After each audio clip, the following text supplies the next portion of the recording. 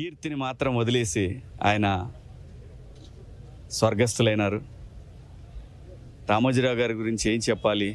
ఆంధ్రప్రదేశ్లో తెలుగు వాళ్ళకి తెలియంది ఏముంది చెప్పండి? అటువంటి ఒక మహనీయుడు మనిషిగా పుట్టిన తర్వాత 10 మందికి మన వల్ల కానీ, మన సాయం వల్ల కానీ, లేదంటే మనం నిర్మించిన సంస్థల వల్ల కానీ నలుగురికి ఉపాధి కల్పించడం అనేది అది సామాన్యమైన విషయం కాదు. వేలాది మంది, లక్షలాది కుటుంబాలకి ఆయన అన్నం పెట్టారు. సో ఆ కీర్తిని మించింది ఈ భూమి మీద ఇంకేమీ లేదు.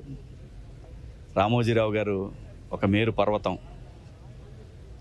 ఏం చెప్పాలి, ఏందని చెప్పాలి? ఎంతమంది ఏం చెప్పినా కానీ ఆయన గురించి గొప్పగా చెప్పి ఆయన్ని తగ్గించడం అనేది నాకు కరెక్ట్ అనిపించట్లా. ఆయన గొప్పవాడు కాదు, ఆయన కారణ జన్ముడు. వ్యక్తులు గొప్పవాళ్ళు, మంచివాళ్ళు, చెడ్డవాళ్ళు ఉంటారు. ఆయన కారణ జన్ముడు.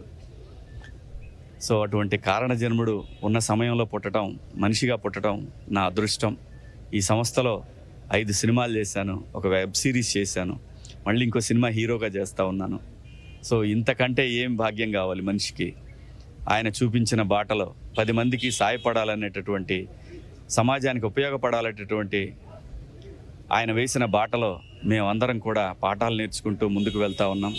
వారి ఆత్మకి శాంతి కలగాలి. వారి కుటుంబ సభ్యులందరికీ కూడా ప్రగాఢ సానుభూతి తెలియజేస్తూ జోహార్ రామోజీరావు గారు, జోహార్ రామోజీరావు గారు, జోహార్ రామోజీరావు గారు.